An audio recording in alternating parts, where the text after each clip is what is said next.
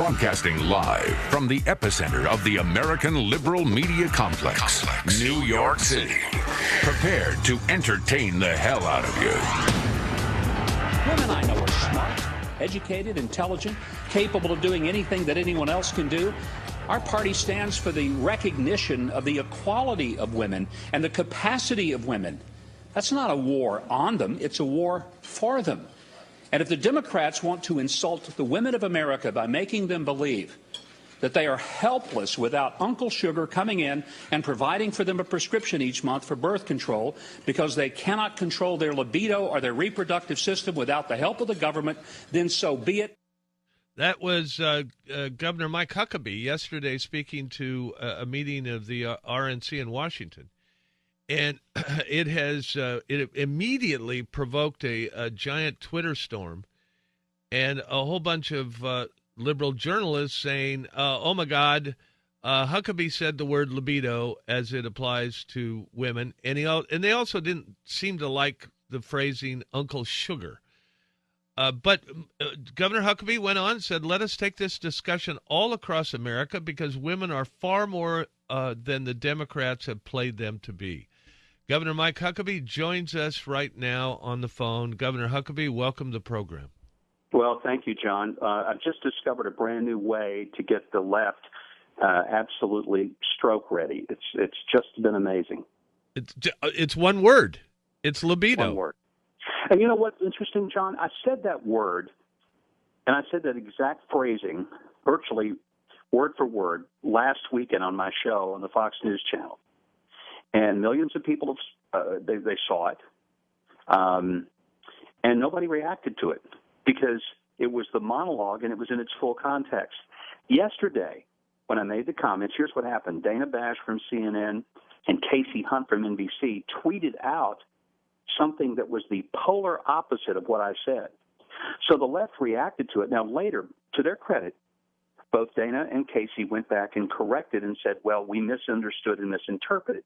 But by that time, the left had already decided to, put fuses on fire and light the rockets, and so here goes. But there's nothing I said that I would apologize for or ashamed of because I do think the Democrats have treated women in a degrading, demeaning way, and they've made it appear that women are really not capable enough to be thinking about much more than getting birth control. I think that's disgusting. I've been married nearly 40 years. I've got a daughter who has her own children. I've got a daughter-in-law, all of whom are well-educated, bright, intelligent, strong women. And honestly, they don't need the government bailing them out and treating them like helpless victims. Do you think that you're being given the Christie treatment? Yeah, and I didn't even, get to close a bridge for it.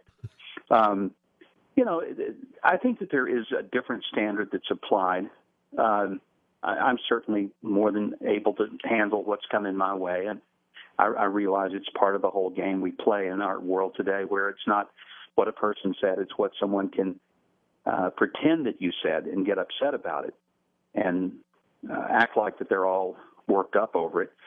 But, the thing that does disturb me, and I think it ought to disturb a lot of people, is that let's go back to the real issue. The issue is not contraceptives.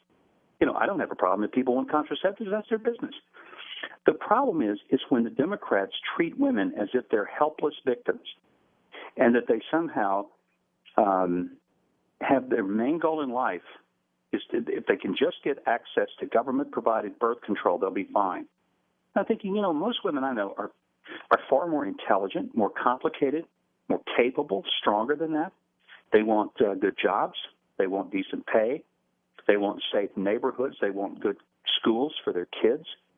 They want an economy that's growing. They want things that are a lot more significant than just being able to go down and get a free birth control packet that the government provides. Do you think that if you had, looking back on it now, would you have left the word libido out? I certainly could have left it out, but to me, libido is not an ugly word. It's a part of who we are, men and women. We all have one. At least I would like to think that we do. There's nothing dirty or untoward about having a libido, for heaven's sakes.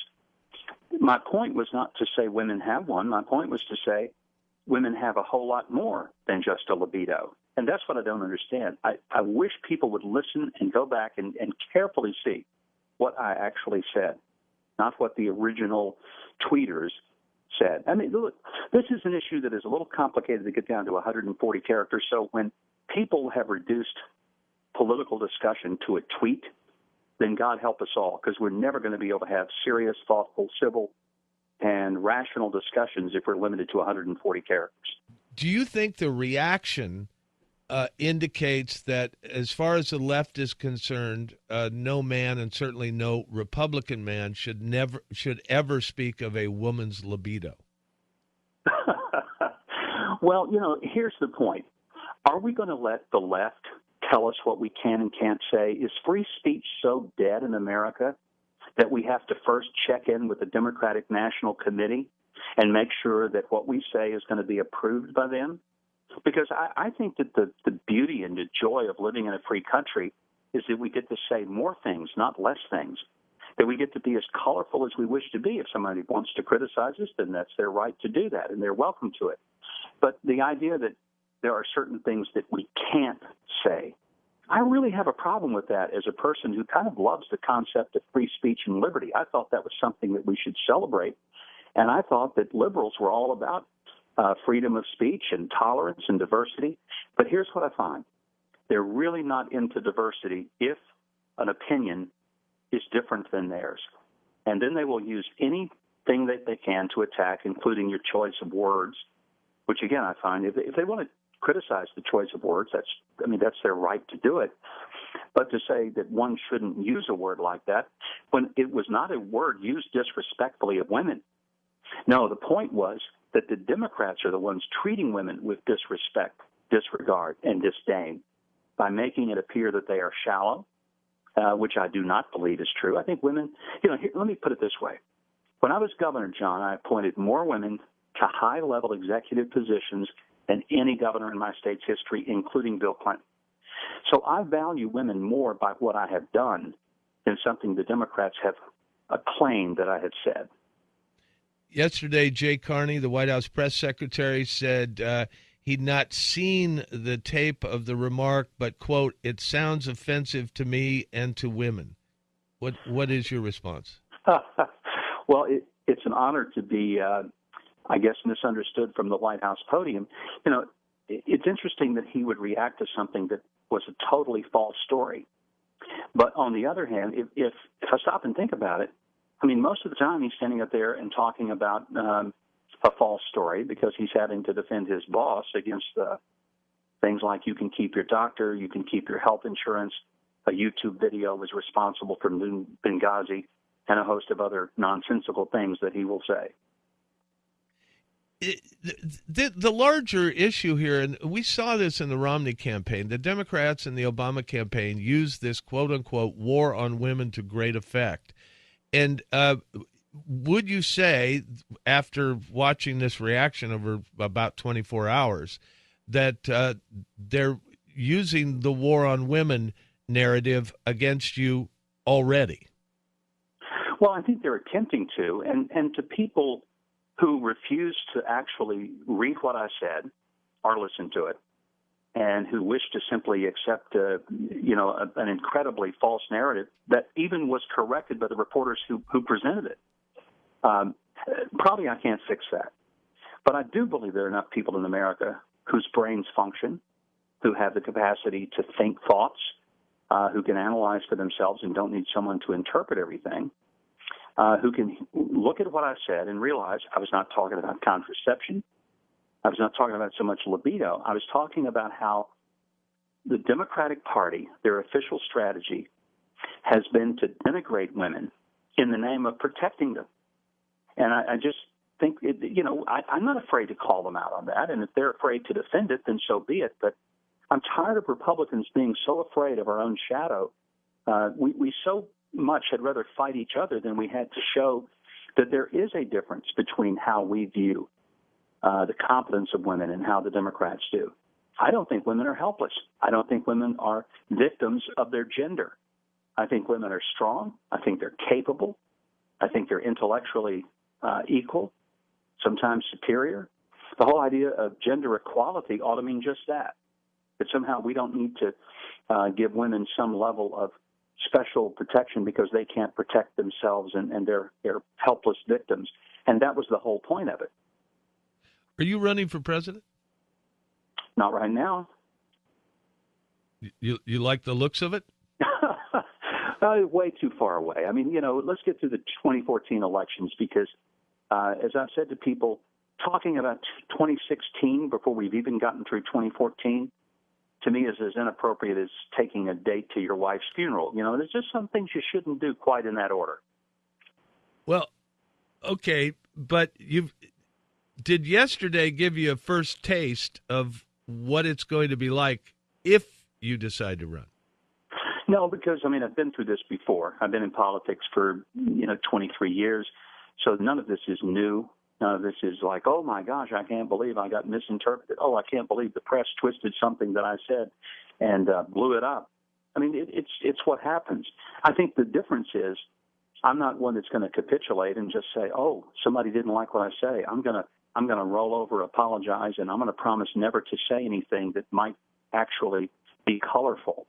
I'm not going to do that. If that disqualifies, then so be it. But I don't want to live in a bland, colorless world where people are so afraid that thing they say might offend Debbie Wasserman Schultz, that they're afraid to say what's on their mind and afraid to engage in the conversation. And frankly, if I can't defend what I'm saying, if I can't articulate it, then sure, shut me down. But I think I'm more than capable of giving a full explanation, which I have done. And again, I find it very interesting that, John, you know and I know that there are organizations that watch every second of Fox News. And so everything that I said, including the word libido, I said last weekend, and it was repeated on several broadcasts on the Fox News channel, not one peep out of anybody. This didn't erupt into a controversy until some reporters misquoted and tweeted out something that by 180 degrees misrepresented what I said, and the result was a firestorm. So, I'll have to leave it to what I would call thoughtful listeners of yours to come to the conclusion that maybe it was not what I said that was such an outrageous issue. It was the fact that there were some mainstream media people who apparently have a hearing problem and couldn't quite get it all straight in 140 characters when they wanted to tweet out a piece of my speech.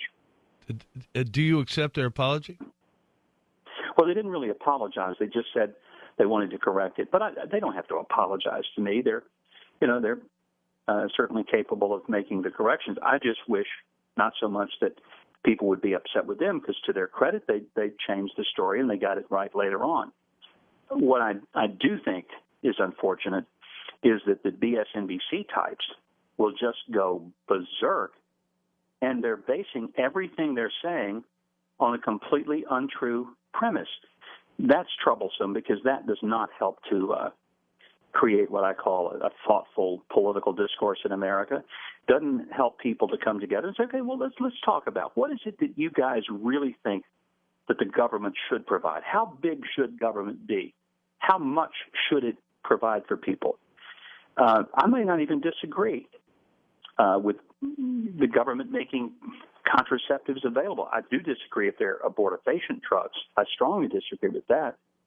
But the point wasn't about contraceptives or their availability. It was whether the Democrats had properly characterized women by making them sound as if that without government-provided birth control, women were helpless victims of their gender.